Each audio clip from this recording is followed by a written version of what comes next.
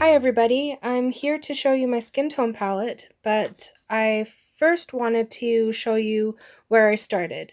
So a long time ago I bought these Mermaid markers, and I'll show you the full set in another video. And in this set were a couple colors that I could mix skin tones from. So I had this idea that I would buy some empty Aqua pens and mix a custom set of skin tones that were ready to go, and I had to um, just use them instead of spending time mixing them up and playing around with the colors. So that was my idea.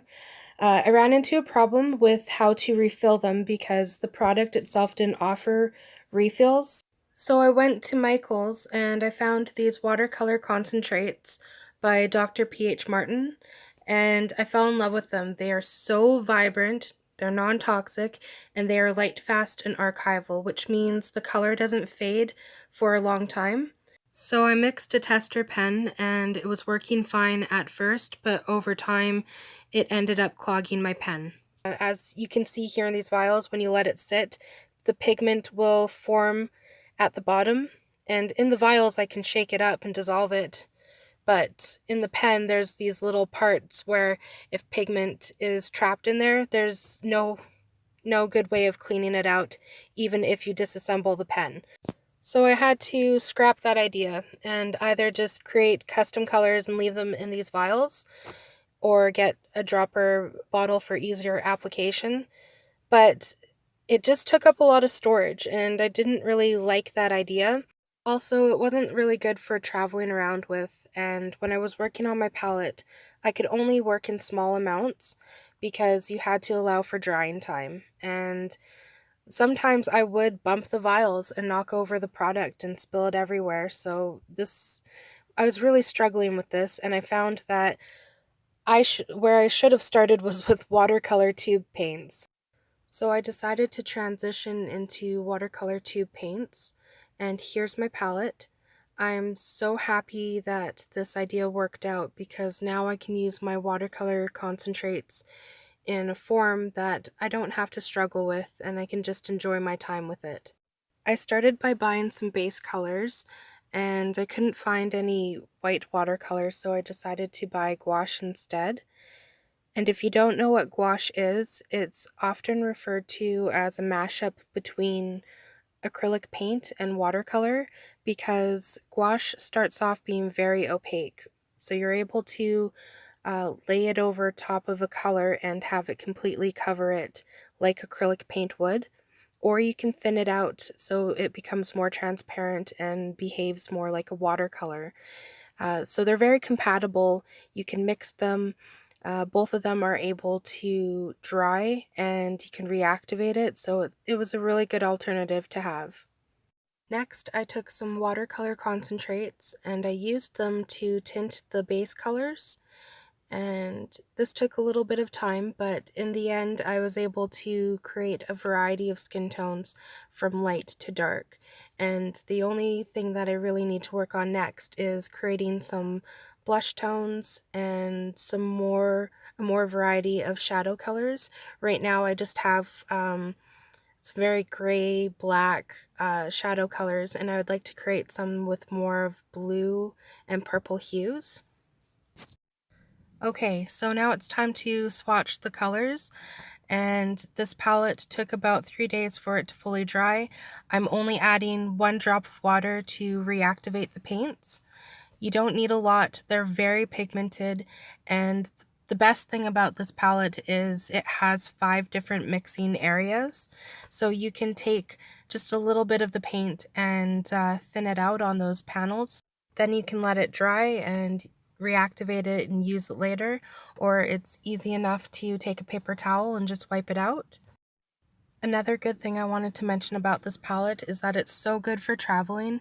As long as you are using just a little bit of water, it's easy enough to let it sit for maybe like 5-10 minutes, and it dries up to the point that you can close it and be on your way.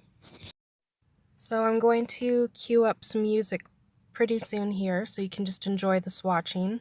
Hopefully you'll be able to see the variety that I have. I have a lot of yellow-based skin tones and some red-based skin tones, so I'll just let you enjoy that before I continue on and talk about some of the other things that I'm going to show you.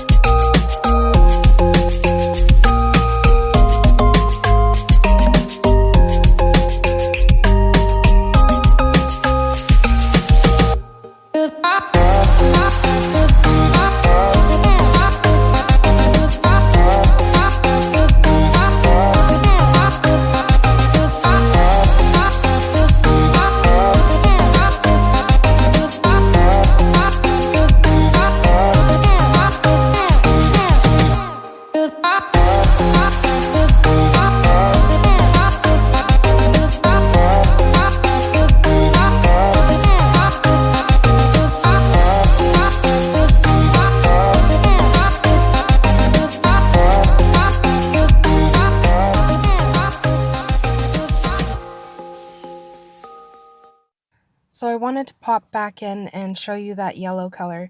That's not actually a skin tone, it's a highlight that I use. And here's the picture that I'm showing you. This is the great thing about gouache I mentioned before. I laid those little orbs over top of her hair and it completely covered the color. I was able to add highlights to the side of her face, on her nose, and on her shoulder. So I'm really happy that I was able to get this experience with gouache. I really do recommend it. And here are some, I'm pointing out on my other paintings that I did, some of the blush tones and some shadow tones. These are the paintings that I'm using to test different tools and techniques like the multi-liners, and I'm going to be putting a tattoo on her arm and we'll just see how that goes. So here's my travel setup and I'm so happy with this. This doesn't take up a lot of room in my bag. I have a little pouch and it actually carries a lot of stuff. I'm able to fit pencils, pens, multi-liners, my Aqua pen, an eraser. I don't have one in here, but it will fit.